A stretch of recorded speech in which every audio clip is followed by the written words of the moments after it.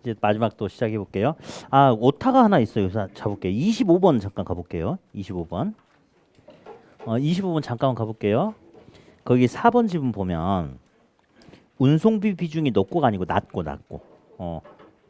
25번에 4번에 운송비 비중이 높고가 아니라 낮고라고 좀 고쳐놓으세요. 예, 이렇게. 동영상 보신 분들은 제가 수정해서 올려놓을게요. 예. 자, 그러면 가볼게요. 자, 이제 투자 이론 들어갑니다.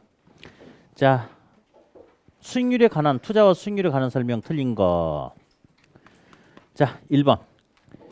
요구 수익률은 무위험률의 위험 프리미엄, 위험 할증률을 반영해서 결정돼요. 그래서 위험 조정 할인율이라고 하는데 일단은 아까 우리 그 2년 후 개발되면 얼마 안 되면 얼마 했고 정보 비용이 현재 가치 계산할 때 할인했잖아요. 요구 수익률이 얼마라고.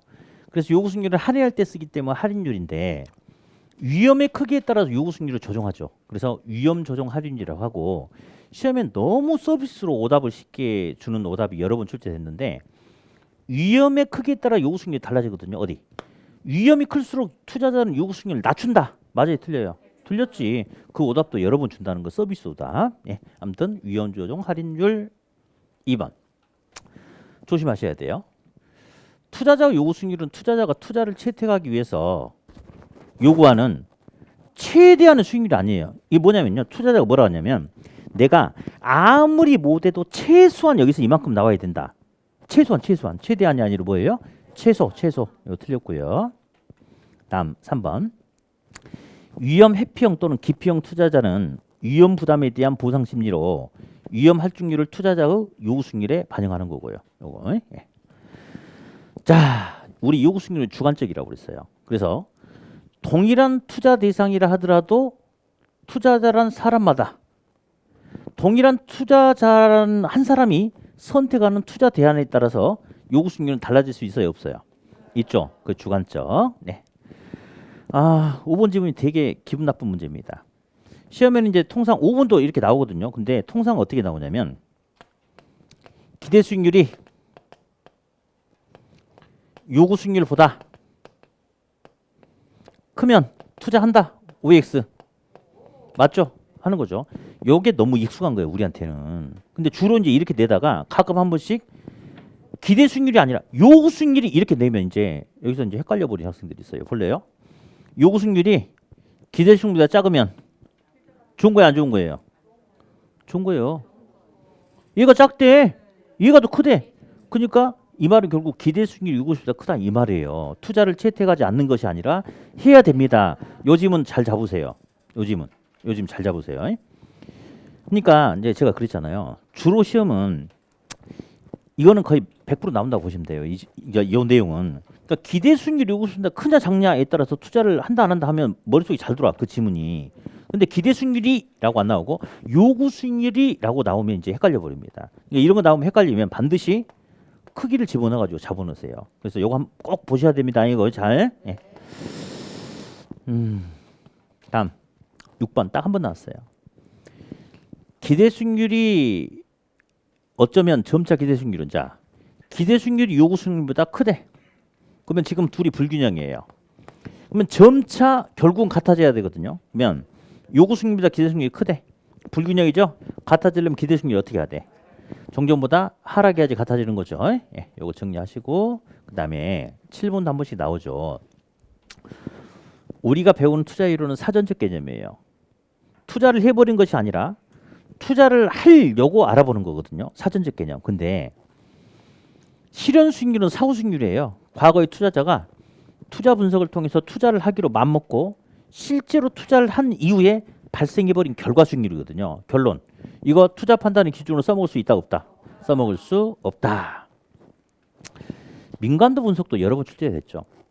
민감도 분석이란 것은 어떤 위험 요소의 변화가 그 결과치, 수익률이나 수년가 등등등에 어떤 영향을 주는지 또 이런 위험 요소가 달라졌을 때 그 결과치가 어떻게 반응하는지 측정하는 거다. 민감도 분석 맞고요.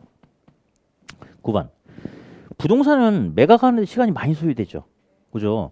그래서 이 과정에서 시장 가격이 하락하는 지금 이렇잖아요. 팔려고 내놔도 안 팔려. 그러니까 가격이 떨어질 수밖에 없지. 이런 위험을 유동성 위험 어때요? 맞죠? 또는 환금성 위험이라고 해도 괜찮아요. 유동성 또는 환금성 위험. 네, 답은 2번, 5번 두 개. 두 개.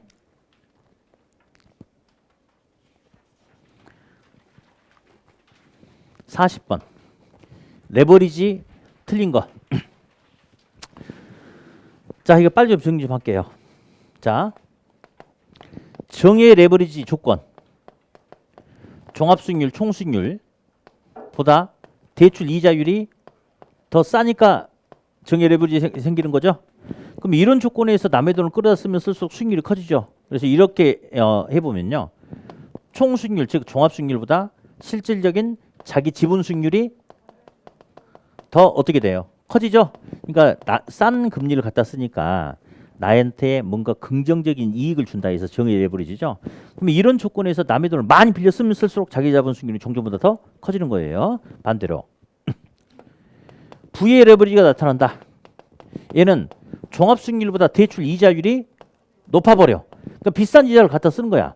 그러니까 종합수익률보다 지분 수익률이 더 작아지는 내 이익이 감소하는 효과가 나타나는 거죠. 그러니까 이런 조건에서 남의 돈을 많이 빌려 쓰면 쓸수록 자기 자본 수익률이 더 작아지는 거죠. 다음 세 번째, 중립적 레버리지, 영의 레버리지란 것은 종합수익률과 대출 이자율이 똑같아. 그러면 이런 경우에는 남의 돈을 많이 빌려 쓰든 조금 빌려 쓰든 종합수익률, 총수익률과 자기 자본 수익률은 변화가 없는 거죠. 그죠?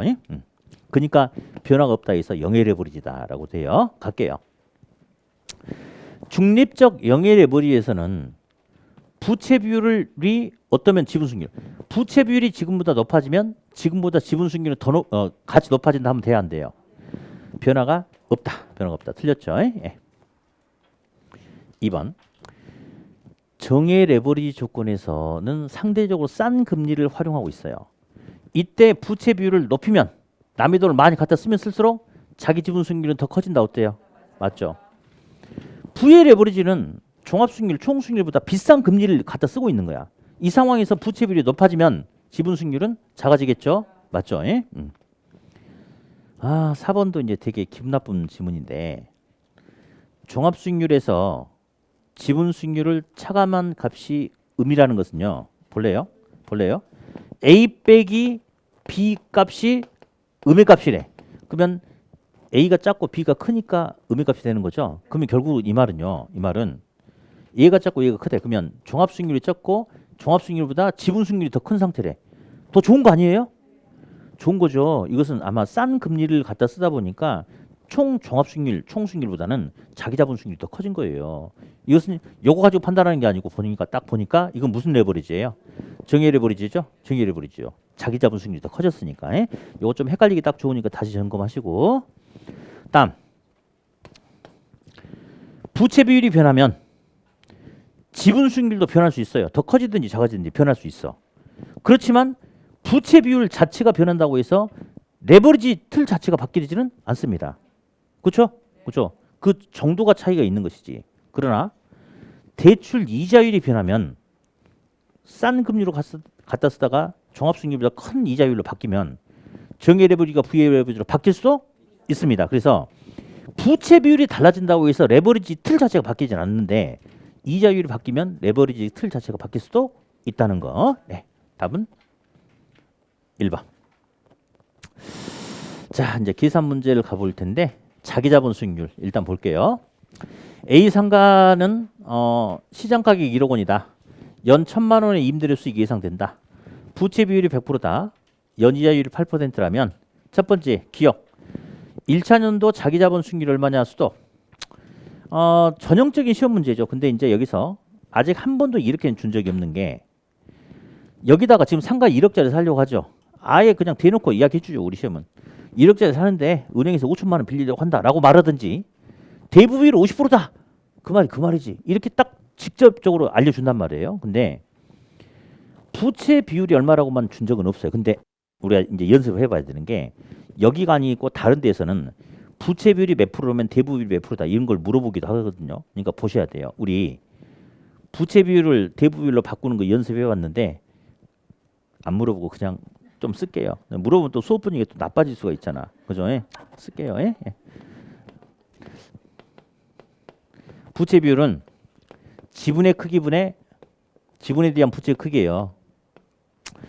아파트 살 때 4억 빌리고 자기 돈 1억 들어갔대요. 예. 1분의 4, 400% 4. 부채 비율 4 맞아요? 그죠? 그러면 대부 비율은요. 부동산의 가격분의 부채 크기예요. 자, 요거 얼마짜리 아파트 샀어요? 어떻게 알았어? 어떻게 5억인지 알았어? 아니 어떻게 알았냐고. 왜 5억인데? 부동산의 가격은요. 이거 살 때 내 돈 플러스 빌린 돈 합치면 부동산의 가격이 되는 거예요. 그래서 가격은 지분 1억 플러스 부채 4억. 그 다음 부채 4 하니까 5분의 4. 그래서 이렇게 하라고 있어요. 부채 비율이 4잖아요. 그러면 가격은요. 부채 비율이 4라는 것은 지분을 1로 놓고 봤을 때 부채가 지분의 4배다 이 말이거든요. 그럼 가격은 부채에다가 1만 더해주면 가격이 돼요. 따라서 부채 비율이 400% 4다. 그러면 부채가 4다. 가격은 무조건 1만 더하면 돼. 가격 얼마다? 5. 대부 비율은 5분의 4, 80%다. 부채 비율이 3이다. 부채가 3이다. 가격은 1만 더해 1만 4. 그럼 대부 비율은 4분의 3, 75%가 대부 비율이다. 다음 부채 비율이 1이다. 부채 비율이 1이다. 가격은 2. 대부 비율은 2분의 1, 50%다. 이렇게 하면 금방 끝난다고 제가 연습하라고 한번 했었죠. 그죠? 자, 그럼 볼게요. 부채 비율이 100% 1이래요. 부채가 1이래. 가격은 2. 그럼 대부 비율이 몇 프로? 2분의 1, 50%. 그러면 1억짜리 사는데 50% 빌렸대. 그럼 지 돈 얼마 들어갔고? 5천. 빌린 돈 5천. 해결됐죠? 네, 가볼게요. 자기 자본 5천만 원. 반 빌렸으니까. 총 수익 1,000만 원. 빼기. 빌린 돈 얼마? 5천이죠? 빌린 돈에 대한 이자율 8%니까 5천만 원 곱하기 0.08은 400만 원. 그러면 1,000만 원 빼기 400만 원 하니까 얼마 남아요? 600. 그러면 결국은 자기 돈 5천 투자해서 순수하게 600 가져간대. 600만 원 나누기 5천 쳐보면 0.12, 12%. 그래서 이제 이런 식의 문제는 이제 우리가 또 몇 번 더 풀어볼 거예요. 그러니까 전혀 문제가 없는데 이제 아직 안 나왔지만 우리가 좀 이렇게 한번 점검해봐야 될 문제가 있어요. 니은. 여기 보세요. 맨날 시험 문제 이렇게 나와. 뭐 얼마짜리 상가 사면 얼마 임대 수익 예상된다라고 나와. 근데 그건 보시라.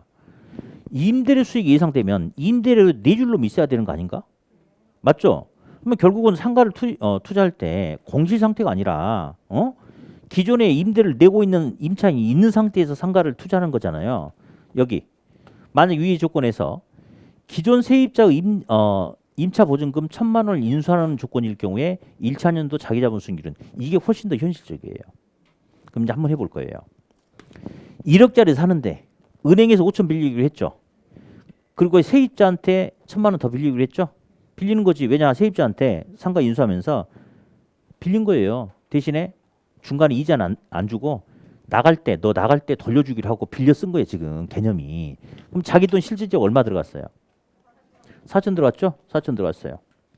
그리고 총 수익은 똑같아요. 1,000만 원. 그리고 빌린 돈 6천이야. 그중에 5천은 은행한테 이자 8% 주기라고 빌렸어요. 1,000만 원 더 빌렸지. 임차인한테 기존 임차인한테.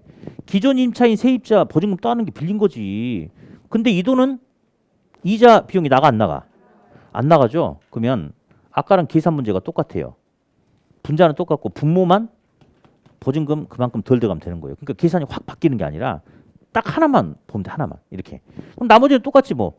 5천 곱하기 0.08은 400이니까 1,000만 원 빼기 400은 600. 600 나누기 4천만 원 쳐보면니까 0.15 몇 퍼센트? 15%. 자 보세요. 문제가 막 틀이 확 바뀌고 이런 게 전혀 아니라고. 전혀 아니고 그냥 단지 보증금 인수하면 그 보증금 인수한 금액만큼만 자기 돈이 덜 들어가면 되는 거예요. 그러니까 이 문제를 만약에 풀어보고 가면 전혀 문제 없이 풀지만 안 풀어보고 가면 뭔 말인지 몰라버리겠죠. 그렇죠? 그래서 아무튼 이 개념 한 번 더 점검을 잘 하시기 바래요. 네. 자, 다음 42번. 자, 이제 42번도 제가 이제 문제 두 개를 합쳐가지고 하나 문제를 냈는데 일단 볼게요. 내 돈을 가지고 A, B, C의 포트폴리오 분산 투자하려고 그래요. 그랬을 때 자산 비중 및 경제 상황별 시나리오 예상 수익률이 다음과 같을 때 포트폴리오 기대 수익률과 함께 분산도 같이 구할 거예요. 자, 일단 내 돈을 A, B, C에 40%, 20%, 40% 투자하겠대. 이거 수준 바꿔놓읍시다. 어차피 결국 퍼센트 곱하기 퍼센트가 나올 거니까 0.4, 0.2, 0.4 해놓고 호황과 불황의 확률이 각각 얼마래요? 반반. 0.5, 0.5. 그러면 결국 A에 투자하게 된다면 호황일 때 예상 수익률이 40%인데 호황일 가능성은 반만 반영하겠대. 반쪽이면 얼마? 20. A에 투자할 경우 불황일 때 예상 수익률이 20%래요. 이것도 반만 반영하겠대. 얼마? 10. 두 개 합치면 얼마? 30. 이런 계산 우리 해봤죠? 그죠? 다시 B. 호황일에 예상 수익률 30인데 반쪽이니까 15. 불황일에 예상 수익률 10인데 반쪽이니까 5. 둘이 합치면 20. 호황일 때 14 반쪽이니까 7. 6 반쪽이니까 3. 합치니까 얼마? 10. 그러면 됐어. 이제 A는 A끼리, B는 B끼리, C는 C끼리 곱해주면 되잖아. 이렇게. 그죠? 자, 그러면 A 0.4 곱하기 30이니까 12. B는 0.2 곱하기 20%니까 4.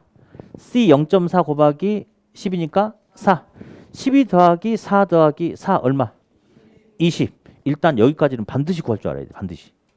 반드시 할 줄 알아야 돼. 시험 여러 번 나왔으니까. 그래서 답은 일단 5번하고 1번 둘 중에 하나겠죠. 자, 이제 분산 구하는 거 할 거예요. 분산. 근데 제가 그랬어요. 우리 중개사 시험에서는 12년 전에 나오고 안 나왔어요. 우리 시험은 나온 적은 있어요. 근데 또 근래 평가 시험에서 이제 한 번씩 내서 이제 한 번 보고 가는 건 괜찮을 것 같아요. 근데 풀어줄 테니까. 근데 사실은 그렇게 어렵지 않지만 이게 시험에 자주 나오면요, 이제 우리 익숙해지는 거야. 자주 나오면 계속 문제 풀이할 때 나오지, 모의고사 때 나오지, 계속 하면 익숙해질 텐데 자주 안 나오니까 이제 우리가 어색할 수밖에 없어요. 그러니까 우리는 이제 철저하게 가능성이 너무 낮거나 이런 데다가는 목숨 걸 필요가 없어요. 그래서 제가 한번 해줄 거니까 일단 볼게요. 자, 분산은 이렇게 하는 거예요. 각각의 확률에 대해서 XJ 각각의 개별 수익률에서 X바 평균 기대 수익률을 뺀 값을 제곱한대요. 자, 우리 A 부동산 갈게요. 확률 0.4거든요. 비중 0.4에다가 예상되는 개별 수익률이 30% 0.3이에요. 근데 거기서 평균 기대 수익률 20% 빼면 0.1 빼면 0.3 빼기 0.1은 0.1인데 제곱하래. 그러면 0.1 곱하기 0.1 이렇게. 그래서 0.4 곱하기 0.1 곱하기 0.1 하면 0.004가 됩니다. 됐고, 비부동산 비중 확률 비중 0.2에다가 개별 수익률 20% 0.2 빼기 평균 기대 수익률 20%. 어머나, 똑같은 숫자 빼기 똑같은 숫자네. 그럼 0이죠? 싹 곱할 거니까 이 값은 0이니까 안 해도 돼요. C 0.4에다가 개별 수익률 10% 0.1에서 평균 기대 수익률 20% 0.1 빼. 그러면 마이너스 0.1인데 제곱하래요. 그럼 플러스로 바뀌니까 이것도 0.4 곱하기 0.1 곱하기 0.1 얘랑 똑같아. A랑. 그러면 0. 둘 다 0.004 나오거든요. 두 개 합치면 0.008이 나와. 합치면. 그러면 퍼센트로 몰았으니까 100을 곱하면 0.8%가 됩니다. 그래서 평균 기대 수익률은 20%고 분산은 0.8%. 답은 5번입니다. 자, 근데 별거 아니긴 한데 낯설어서 이제 유독 이런 것들을 못 하신 분들은 이제는 공부는 자기한테 맞춰서 하면 돼요. 맞춰서. 그리고 기대 수익률만 물어볼 가능성이 더 크죠. 솔직히 그렇죠. 그래서 설령 이런 문제가 나온다 하더라도 기대 수익률은 구할 줄 알아야 돼. 그러면 답은 1번과 5번이 압축됩니다. 그 상태에서 찍으면 돼요. 그 상태에 찍어가지고 틀렸다. 그것은 하늘의 뜻이에요. 어쩔 수 없어. 최선을 다한 거야. 찍었는데 맞췄다. 그러면 합격하는 거고요. 네. 아무튼 기대 수익률 구하는 것까지는 반드시 할 수 있어야 돼요. 네. 자, 다음 5번. 다음 43번.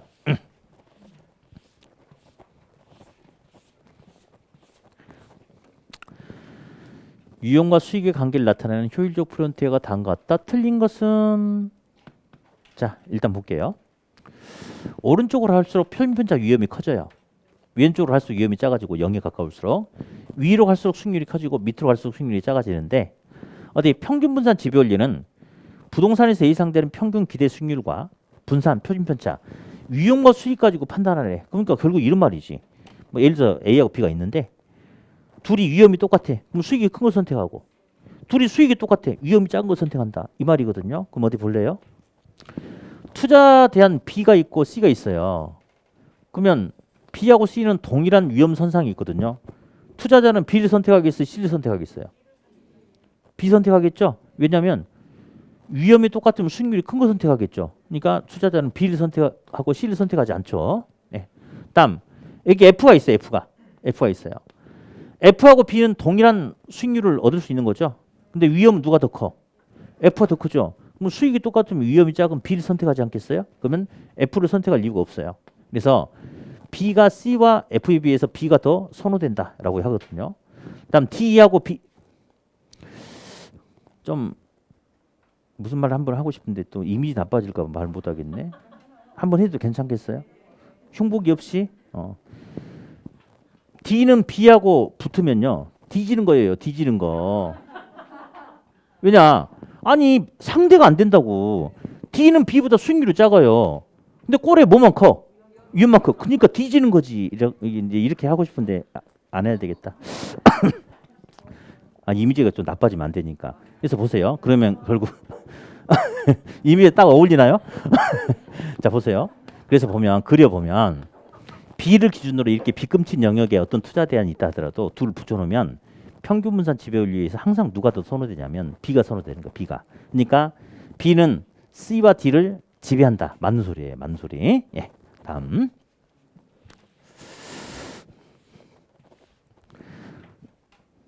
(2번) A와 B는 상호 지배할 수 있나 없나 보자. B는 A보다 수익률이 커. 위험도 커. 고위험 고수익. A는 B보다 수익률이 작아. 위험도 작아. 저위험 저수익. B하고 C하고 비교할 때는요. 망설임 없이 B를 선택할 수가 있었어요.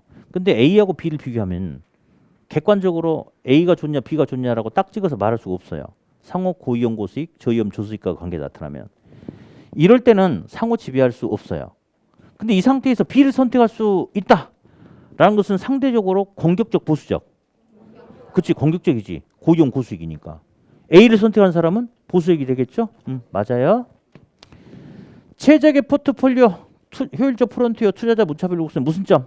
접점. 그리고 이제 제가 하나 더 써놨어요. 나중에 보세요. 그림도 좀 이따 보여줄 거예요. 한 번씩 나오죠. 위험 회피적일수록 투자 곡선의 길게는 급하다 안만하다. 급하다 하면 맞고 안만하다 하면 틀리는 거고요. 좀 이따 뭐 하나 그림 보여줄게요. 네. 다음 변이기수법에 의하면 A가 오르다. 이제 보세요. 고위험 고수익, 저위험 저수익과 관계가 나타나면 객관적으로 평균 분산 지배율에 의해서 누가 좋은지 안 좋은지 딱 찍어서 말할 수가 없으니까 돌연변이법으로 한번 하겠대. 돌연변이는 큰 게 좋아요, 작은 게 좋아요? 작은 게 좋다고 그랬죠. 변이계수는 기대 수익률 단위당 표준편차예요. 그러니까 이게 무슨 말이냐면 수익률을 얻기 위해서 부담해야 된 위험은 수익의 몇 %만큼의 위험 부담을 해야 되냐 이건데 A는 기대 수익률 8, 표준편차 2, 8분의 2, 4분의 1, 0.25죠. 그러니까 이게 뭔 말이냐면 A는 수익 기대 수익률을 가져가려면 위험은 기대 수익률의 25%, 즉 0.25배만큼의 위험 부담을 해야 되고 B의 변이계수. B는 기대 수익률 15, 표준편차 3, 5분의 1, 0.2. 그럼 B 같은 경우는 기대 수익률을 얻기 위해서는 위험은 수익의 20%만큼 떠안아야 된다. 즉 0.2배만큼. 그러면 결국 변이계수는요. 수익을 얻기 위해서 부담해야 되는 위험도 크기니까 큰 게 좋아, 작은 게 좋아? 작은 게 좋지. 그럼 누가 더 우월한 거예요? B가 더 우월하죠. 더 작으니까. 근데 여기는 A가 더 우월하다고 잘못 났어요. 아니요. B가 더 우월합니다. 틀렸죠? 다음. 효율적 프론티어가 우상향하죠. 그 말은요. 더 많은 수익을 얻기 위해서는 더 많은 위험 부담해라. 위험과 수익은 비례합니다. 그런데 가끔 이제 여기서 체계적 비책이 나오죠. 그러면 위험과 수익이 비례하는데 수익과 비례하는 위험은 어떤 위험이? 체계적인 위험이 수익과 비례한다. 왜 그런데 이라고 물어보지 마. 이제 대답 안 할 테니까. 이제 저번에 우리 44층에서 유리창 이제 그만 닦자고 그랬어요. 이제 더 이상 물어보지 말라고. 이제는 있잖아요. 제가 만약에 이해가 필요한 한 부분이 있으면 이렇게 넘어가지 않아요. 다 사리를 다시 들 거예요. 근데 이렇게 딱 넘어가면 이제는 모르면 암기하셔야 돼요. 그리고 지금 몇 번째 하는데 아직까지 모른다는 소리가 나오고 난리야 지금. 아무튼 위험과 수익은 비례하는데 수익과 비례하는 위험 어떤 위험이? 체계적인 위험이 수익과 비례한다. 답은 4번. 44번. 포트폴리오 자, 틀린 거. 2번 제일 잘 나오죠. 사실은. 뭐 다양한 투자 자산을 조합하면 투자의 수반되는 총 위험을 감소시킬 수 있다. 맞죠? 왜냐하면 체계적인 위험은 감소하지 않고 비체계적인 위험이 감소한다. 그러니까 아무튼 둘이 합친 총 위험은 점점 감소한다. 맞아요? 2번. 체계적인 위험은 시장에 전반적으로 미치는 뭐 금리라든지 정부 정책이라든지 그런 위험이 있는데 일단 여기까지 맞아요. 다양한 투자 자산 조합을 통해서 감소시킬 수 있다 하면 돼, 안 돼? 체계적인 위험은 감소시킬 수 없어요. 네, 틀렸죠. 어디? 3번. 효율적 프론티어는 제가 수업 시간에 가장 좋은 투자점이라고 하라고 그랬거든요. 가장 좋은 투자점을 연결한 포트폴리오 집합. 자, 그러면 그냥 얘기 볼게요. 위험을 부담하면 그에 대한 대가로 수익을 얻는 거예요. 기대 수익률을. 어디? 가장 좋은 투자점. 동일한 위험을 통해서 얻을 수 있는 어떤 수익? 최고 수익이 가장 좋은 거죠. 수익을 얻기 위해서 부담해야 되는 저위험이 가장 좋은 거죠. 그죠? 그래서 효율적 프론트는 각각의 요거 이번 틀렸고 각각의 주어진 모든 위험 수준에서 얻을 수 있는 최고의 수익률을 연결한 포트폴리오 집합이다. 맞죠? 그죠? 반대로 해석해 보면 수익을 얻기 위해서 부담해야 되는 최고 위험, 최저 위험을 연결한 곡선이다라고 작년에 한번 또 나오고 그랬어요. 4번. 두 자산 간의 수익률의 변동을 보여주는 상관관계가 음액값. 현대기아, 현대삼천리. 수익률의 변동이 서로 달리 나타나는 거죠. 이런 조합일수록 위험을 줄일 수 있는 감소 효과는 더 커진다. 맞죠? 5번. 위험 자산으로만 구성된 포트폴리오와 무위험 자산을 결합할 때 얻게 되는 투자 곡선의 기울기가 첫 번째 줄은 몰라도 상관없어요. 투자 곡선의 기울기가 커질수록 자 볼게요. 일단은 항상 상대적으로 비교해야 되는데 위험 선호형 투자자가 있고 위험 기피형 또는 회피형 투자자가 있다. 똑같은 말. 그러면 둘 중에 누가 위험을 좋아한다고 그랬어요? 누구? 아니 위험을 좋아하는 사람 없어요. 이 사람은 위험이 좋아서 투자한 것이 아니라 이 사람은 투자 결정할 때 이거 먼저 봐. 어디 돈이 되는 게 있나 없나 이거 먼저 보는 거야. 그래서 자기가 원하는 만큼의 높은 수익이 충분하게 갖춰진다면 인생 뭐 있어? 이까지가 한 방이지 뭐 해가지고 기꺼이 위험 부담도 하겠다 이거지. 위험을 좋아하는 건 아니고 높은 수익이 갖춰진다면 위험 부담도 기꺼이 하겠다 이런 스타일이고 이 사람은 위험에 대해서 굉장히 이렇게 거부감이 큰 거예요. 그래서 이 사람은 먼저 볼 때 돈 되냐 안 되냐 그걸 먼저 보는 게 아니라 위험이 내가 원하는 만큼 적고 안전하냐 이거 먼저 봐. 그러면 이것만 갖춰진다면 수익이 적어도 받아들이겠다 이런 스타일이거든요. 그러니까 투자 판단에 있어서 성향이 다르기 때문에 투자 판단의 기준이 뭔가 차이가 있는 거죠. 자, 근데 이제 이 상태에서 또 이렇게 또 시험에 나와. 투자자는 위험 회피형 투자자를 전제로 한다. 이 중에서 공격적 또는 보수적 투자자를 또 구분하게 돼. 그러면 무조건 상대적으로 보면 돼. 상대적으로. 자, 그럼 이게 없으면 야 고위험 고수익, 저위험 저수익이 있는데 위험 선호형 투자자는 뭘 선택하냐? 고위험 고수익. 얘는 저위험 저수익. 근데 만약에 이렇게 딱 구분한 거야. 역시 상대적으로 보면 돼. 야 고위험 고수익과 저위험 저수익이 있는데 공격적 투자자는 뭘 선택하냐? 고위험 고수익, 보수적은 저위험 저수익. 이렇게 상대적으로 비교하시면 돼요. 가볼게요. 오른쪽으로 가면 위험이 커지고 위로 가면 수익률이 커지는 건데 A 투자 곡선이 이렇게 생겼어요. 근데 이제 한 번만 물어보고 싶은 게 하나 있는데 투자 곡선이 출발점이 여기네. 그죠? 여기서부터 출발하지 않고 왜 여기서 출발할까요? 이건 무위험률 때문에 그래요. 왜냐면요. 여기서 출발한다는 것은 위험이 없으면 수익도 전혀 없다 이건데 출발점이 여기죠. 그러면 이 말은요.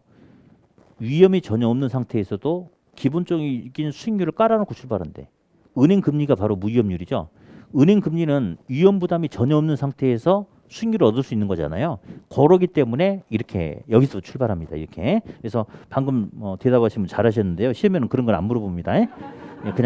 그냥 내가 한번 그냥 물어봤어요. 그냥 왜냐하면 어떤 학생이 왜 여기서부터 출발하냐 물어봐가지고 하는데 시험에는 그런 거 안 물어봐요. 고생하시긴 했는데 아무튼 자 볼게요.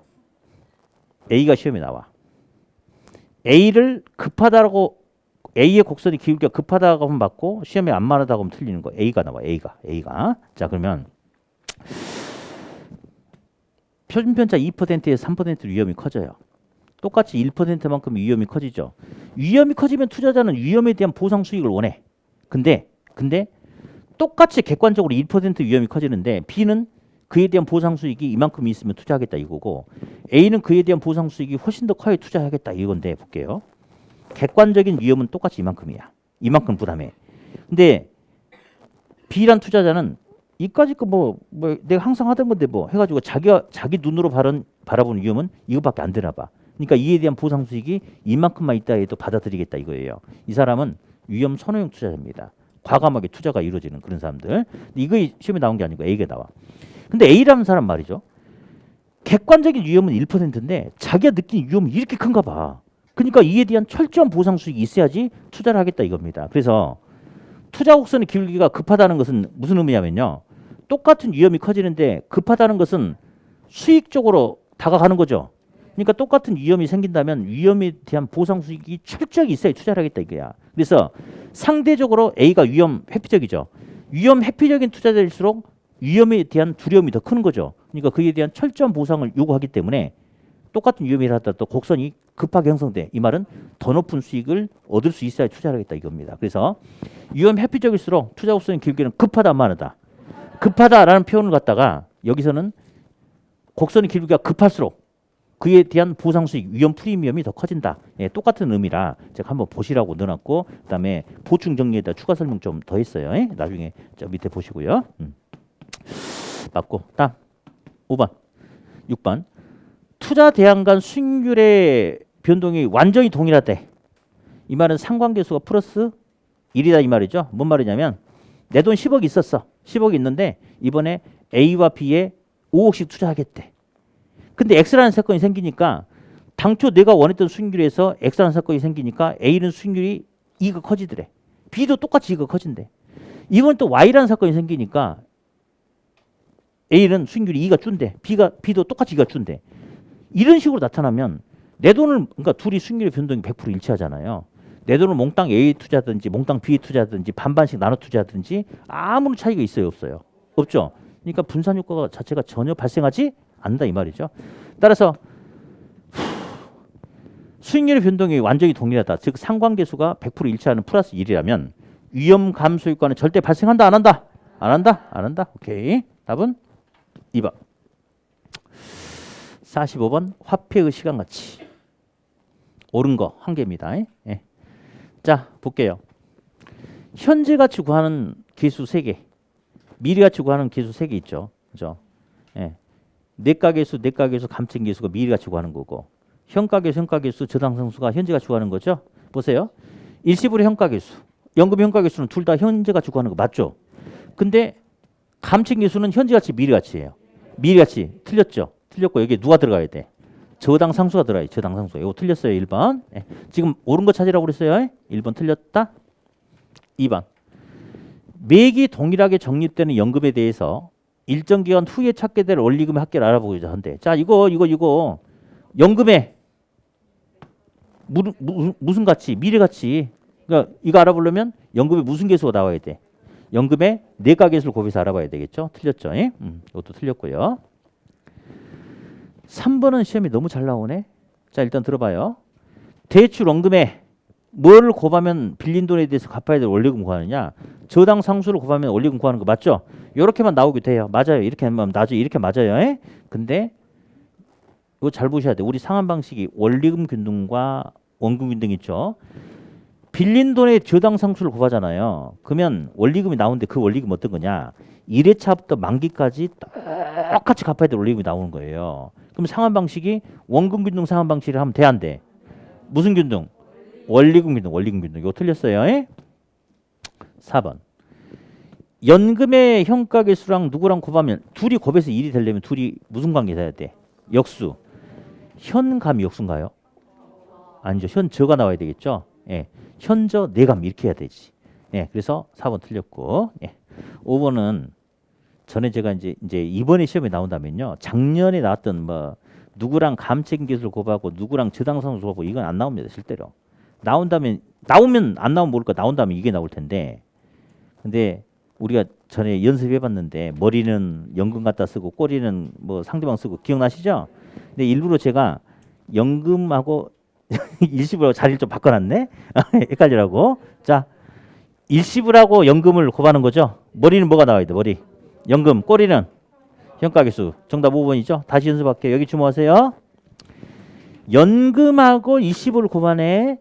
그러면 머리는 뭐가 나오고? 머리는 연금. 연금 나오고. 꼬리는 내과계수. 연금의 내과계수가 된다. 다시. 연금의 내과계수하고 일시불의 현가계수 곱한대. 머리는 연금. 꼬리는 무슨 계수? 연금의 현가계수. 이러면 된다고 그랬죠? 그렇죠. 그래서 아무튼 연금하고 일시불을 곱하면 연금의 무슨 계수 곱하기 일시불 무슨 계수 나오잖아요. 그러면 그냥 머리는 연금 쓰고요. 꼬리는 상대방 갖다 쓰면 됩니다. 단순한 게 하세요. 그렇게. 네. 자, 이제 46번도 제법 이번에 준비를 잘 해둬야 될 문제가 됩니다. 46번도. 볼게요. 은행에서 30년 만기로 1억을 빌린대요. 10년이 지난 시점에서 미상한 저당 잔금은 얼마인가 등등등. 일단 제 말 잘 들어봐요. 은행에서 1억 빌렸네. 1억. 근데 3천만 원 갖고 7천만 원 못 갚았어. 그럼 잔금 비율이 70%죠. 왜 70%인지 알아요? 원래 총 빌린 돈 1억 중에 못 갚은 돈 하니까 잔금 비율이 70%예요. 그러면 일단은 잔금 비율을 먼저 가야 돼요. 잔금 비율. 그러면 비율은 분수죠. 그러니까 분모도 있고 분자도 있는 거예요. 맞죠? 근데 잔금 알아볼 때는 무슨 계수 이용한다고 그랬어요?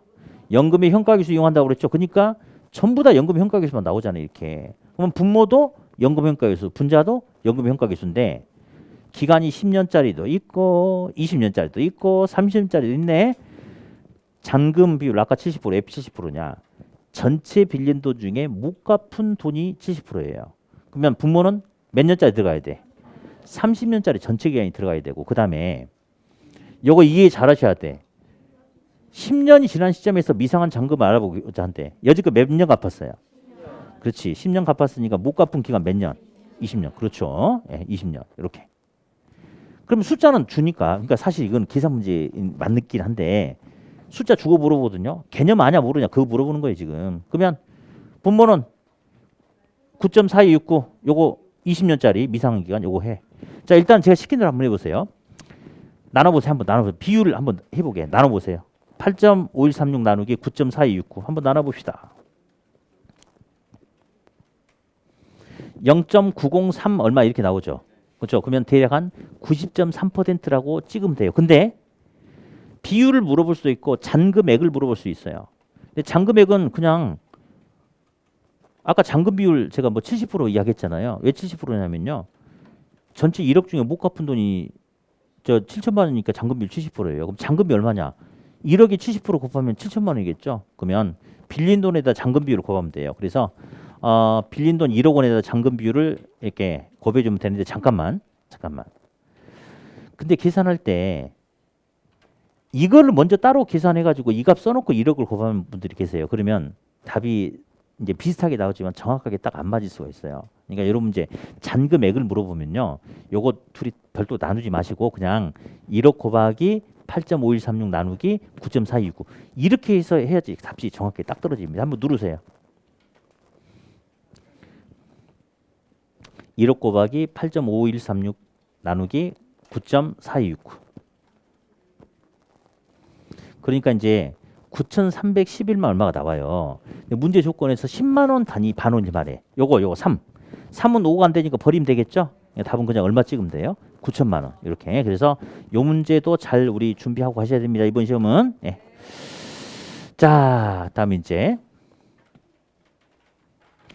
47번, 8번 집중해서 잘 들으셔야 돼요. 일단 47번. 현금 흐름을 예측한 표이다. 수년제 가치는 얼마고 수익성 지수는 얼마냐. 뭐 현금 유출은 기초, 영영 기초, 현재. 현금 유입은 기말. 요구 수익률 할인율이 몇 프로? 10%. 자 그러면 보세요. 일단은 현금 유출은 2,000원 나왔어요. 근데 현금 유입이 3년을 걸쳐서 들어와. 이 현재 가치 알아봐야 되는데 우리 중개사 시험에 나왔던 시험 문제는 매년마다 현금 유입이 똑같았어. 근데 이건 다르죠. 그냥 하면 돼. 1년 후에 110만 원 현재 가치 알아보려면 나누기 누르세요. 나누기 1.1. 110만 원 나누기 1.1 치니까 현재 가치 얼마? 100만 원. 됐죠? 이거 계산 됐네. 자, 이전 후에 363만 원 현재 가치 알아보려면 나누기 1.1 몇 번? 얘는 두 번 누르세요. 363 나누기 1.1 나누기 1.1 두 번 누르세요. 300만 원 됐죠? 3년 후에 2,662만 원 현재 가치 알아보려면 나누기 1.1 몇 번? 세 번 누르세요. 나누기 1.1 세 번. 아, 내가 먼저 눌러버렸네. 예. 2,000이죠? 그럼 세 개 합치면 100, 300, 2,000 현금 유입의 현가 얼마? 2,400. 수년가는 현금 유입의 현가에서 유출의 현가를 빼는 거니까 현금 유입의 현가 2,400에서 2,000 빼니까 얼마? 400. 수익성 지수 나누기죠. 나누기. 그럼 현금 유출분의 유입. 유입의 현가 2,400이니까 2,400 나누기 2,000 쳐보니까 1.2 됐죠? 그렇죠. 그래서 이런 문제는 매 기간 현금 흐름이 똑같이 나오든 달리 나오든 상관없이 바로 풀 수 있어야 돼요. 자, 이제 요거는 그렇게 어렵지 않죠. 그냥 하면 되니까. 근데 이제 미래 가치 구하는 거 요거 좀 집중 좀 합시다. 48번 기억 니은. 자, 갑은 복리 연이자율로 10%로 매년 말 100만 원씩 불입하는 정기적금에 가입을 한다. 3년간 불입했을 때 3년 후의 가치가 얼마냐? 현재가 1월 1일이에요. 근데 1년차 말 매년 말 100만 원씩 3번 불입하겠대. 자, 이제 잠깐 잘 들어봐 이제. 이제 요거는 제가 여지껏 이제 문제 풀면서 이런 원리로 푼다라고 설명해 준 거고 이제 실제 시험 문제 풀 때는 이렇게 하셔야 돼요. 그러니까 이런 문제는 항상 똑같거든. 100만 원씩 3번 발생한다고 그랬죠. 그럼 맨 마지막 연도차가 3년 후의 가치예요. 그러면 딱 이런 거 나오면 100만 원 3번이니까 100만 원 한번 쓰세요. 그러면 이거 이전에 2년차 말이 3년차로 가려면 이자가 붙으니까 1년 가니까 곱하기 이자율 10%니까 1.1 한번 쳐야 되겠죠. 그럼 계산기에다가 이 상태에서 100만 원 써놓고 1.1 치세요. 곱하기 1.1 치세요. 그러면 110만 원 됐죠? 그럼 또 써놔. 기퉁에다 100만 원 밑에 써놔. 써봐요. 그렇죠? 그 다음 이제 그 이전에 또 100만 원이 또 와야 돼. 그러면 곱하기 1.1 한 번 더 이루어져야 되니까 이 상태에서 또 곱하기 1.1 또 치세요.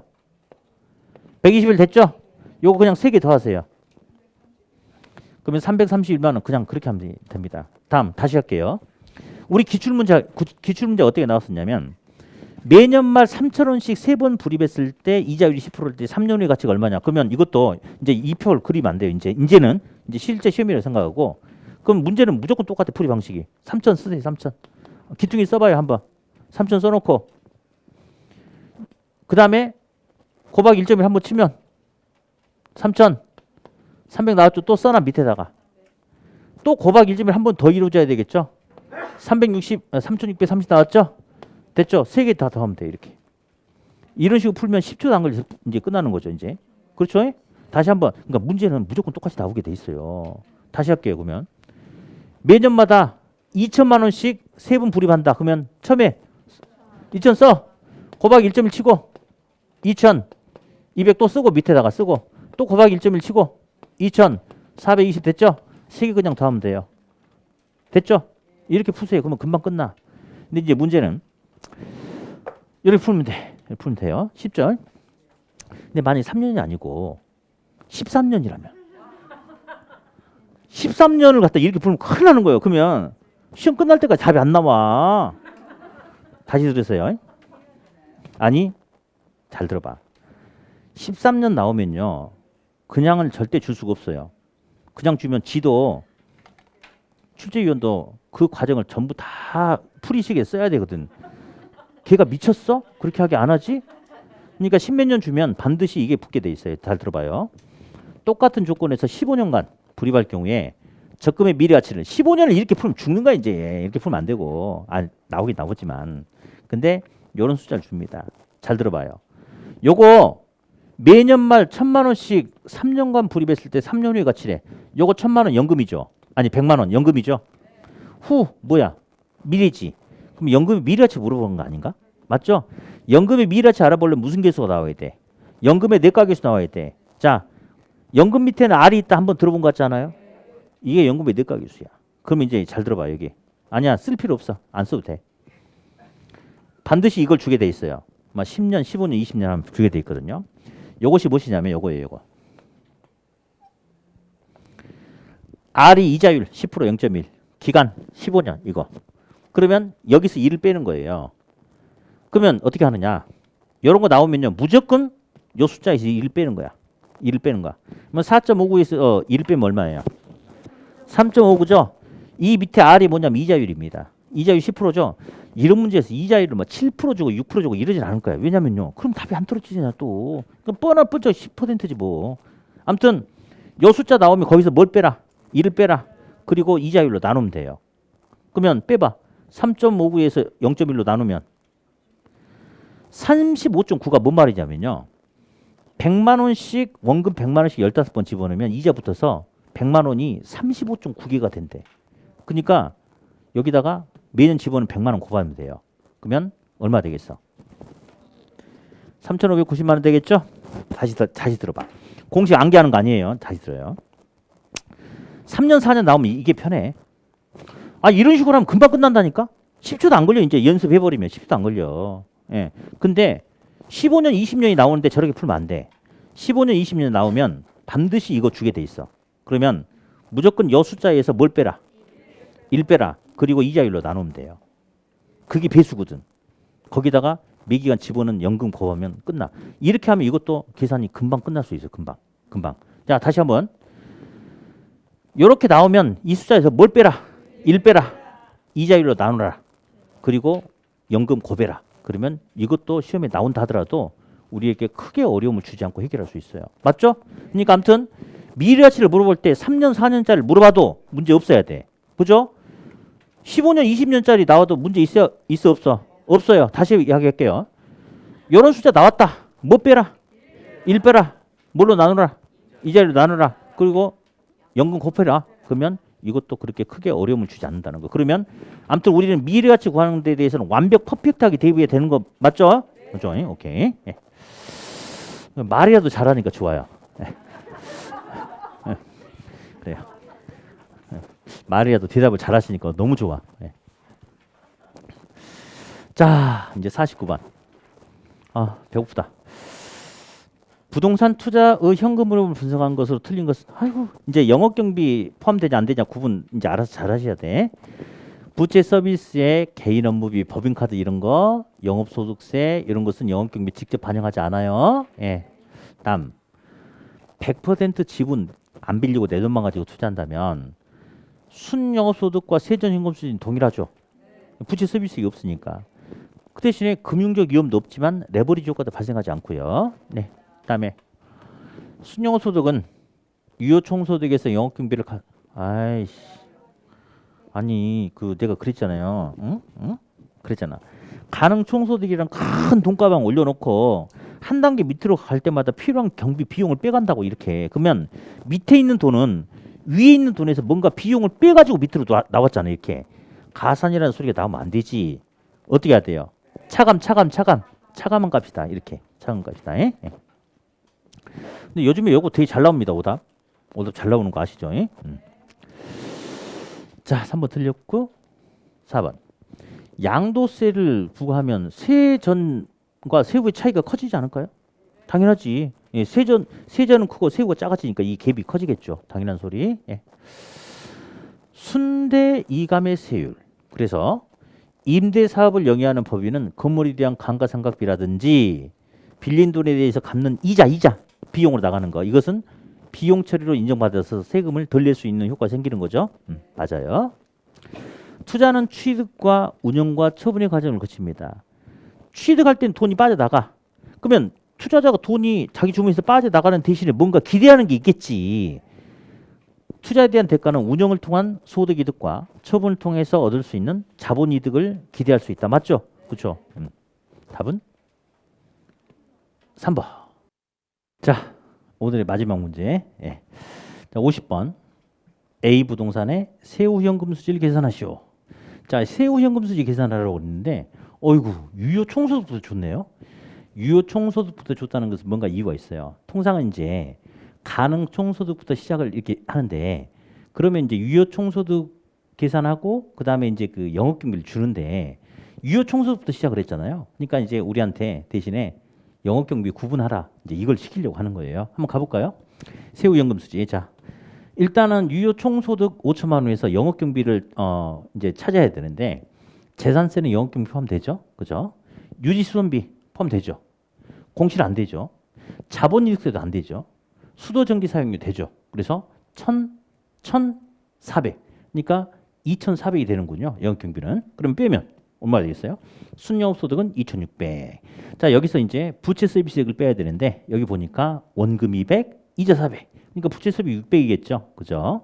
그러면 이제 세전 현금 수지 2,000원에서 2,600에서 600 빼니까 영업소득세는 안 알려주잖아요. 그래서 영업소득세는 순대이가 매세율로 가면 되겠죠. 순영업소득에서 대체충당금 없으니까 이자 400 빼고 감가상각비 100 빼고 그러면 얼마 되겠어요? 2,100.